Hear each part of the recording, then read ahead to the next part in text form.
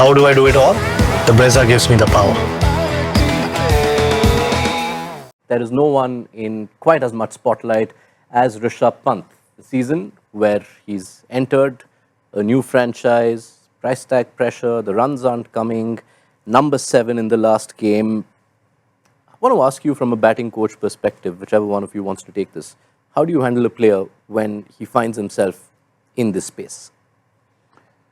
It's a tough place to be in, and T20 that way is a brutal beast of all the formats, wherein you don't really get the time to play yourself in, or the needs of the team are also important. So one of the things that might have triggered him batting at number 7 would have been, the coach or the director in that particular dugout would have thought that at this point they need somebody who could straight away tonk a ball, and that could have triggered that he might have slipped down to number 7, which obviously no batter likes. So I believe that batting higher up the order for him is the answer. I have for long believed that his best position to bat in white ball cricket is at the top of the order. And in a sense that before the season, Bhaji was telling us that Zach did offer him to open, but he declined that offer. But that's hearsay. And having chosen to bat at number 4, and number 4 could be a position in T20 cricket where you have to be flexible at times, take into account the matchups, and also I think he has to find a place to bat higher up in the order and give himself a little bit of a time. 6-7 balls might not hurt that much, which he's still trying to do, but at the moment it's not coming off. What does it tell us about the overall planning of this setup, of the leadership group, when, let's say, if he was being entertained, they were entertaining thoughts of having Pant as opener at the start of the season. Now you've had a match where he's not even come out to bat till the last over. There seems to be no idea of where he should be batting. No, that's a consequence of the form that he is in. I don't think if Pant was scoring runs, then there wouldn't have been any issue at all. Yes, like Sanjay mentioned, probably Rishabh Pant's comfort, at least from a team's perspective, is to push him into that power play and then get the maximum out of him. And if he can, he will certainly look to take on the bowlers. And once he does that, it's very difficult to sort of bowl. He hits the reverse sweep and everything else that a modern day batter can do. So it's just a matter of sometimes, he's such a good player in Test match cricket. He plays it more than run a ball, strike rate.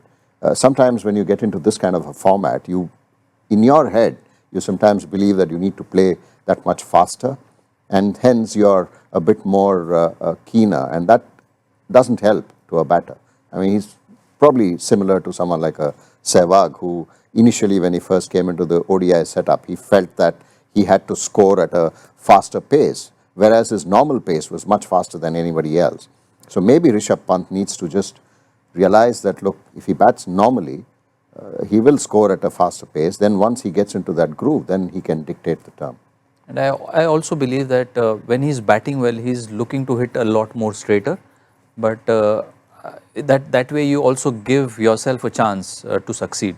But some of the dismissals that have been seen so far in the season have been all him trying to play behind the wicket, maybe the reverse lap or the sweep in some instance. So I think for a batsman to succeed, and if somebody is in that sort of a rut, you play percentages as well. So try and hit more straighter down the ground rather than target those areas behind the wicket. How concerning is it that these conversations, while they're obviously much highlighted given the extent of his drop in form this season, they have surrounded him for a while. Of course, he had those first few breakout IPL seasons, but if you consider the last 4-5 years, where he's been in and out of the Indian white ball setup, how do you gauge Pant's evolution as a white ball batter? Is he meeting the reputation that he carries? Not so much in this format, I would say. He's kind of struggled in this format. Mostly, I feel because of the reason that Sanjay says. He plays some outrageous shots, and when it doesn't come off, it looks bad. I think he needs to trust his game just more in front of the wicket. And I think he doesn't do that, and the teams have found a way to bowl to him. They bowl outside off stump, which is not his strongest suit, and then that's why that reverse lap comes in, and then anything that pitch in the stump, he looks to go here rather than going towards cow corner or mid wicket. So I think playing straighter And irrespective of whatever the situation, I think he needs to back himself to come at number 4. Him demoting himself, or probably, I don't know, the dugout. But I think he needs to walk in at number 4. It doesn't look good on a player of his caliber to, keep demoting himself. To have these issues and all this confusion in your gameplay when you've been part of the game for a while. Now, this is someone who has close to 80 T20Is under his belt, more than 200 T20s. Do you feel Pant, the white ball batter, has got a lengthier rope because of the ceiling that his test returns have perhaps suggested? Yeah, he's extremely talented. When you're a talented player, you certainly get that rope. And he's earned that in international cricket, in world cricket, in terms of the ability that he has and the skill sets that he possesses. And the maturity that he's shown, in test match cricket, single-handedly winning games from, literally difficult situations. And that's the kind of maturity he has. It's just a matter of time. Maybe he's trying too hard to prove everyone that, look, I can do this in this format. Sometimes that's counterproductive. You just need to relax, back yourself, believe that, look, just go out there and then watch the ball. Maybe that's something that he's not doing. When you have all these thoughts in your head, especially now that he's captain, in a franchise where it's not been easy for KL Rahul, who was former captain. They haven't won a championship. It's a new franchise.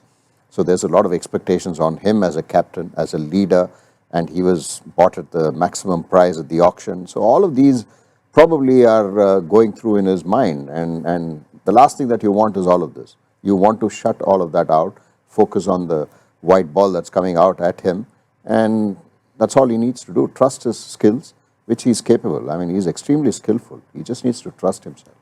If you're in the dugout right now, and you've been batting coach to so many batters who've been in different ebbs of their career. I can think of Kohli in 2022 when he was having his troubles. I can think of Maxwell in multiple seasons where he's had ups and downs.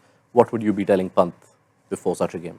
See, Pant went through a similar phase even in the Australia Test series. So if you look at from first test to the last test, and probably he played his best innings in the second innings of the Sydney Test match. And when everybody was literally struggling to put bat on ball, he scored a brilliant 70 odd. So under such situations, what you would ideally want the player to go and see is watch his performances where he's really batted well. That way you get those cues wherein you know how your feet were moving, what were the thought process, what was going through your head, how did you feel that particular day.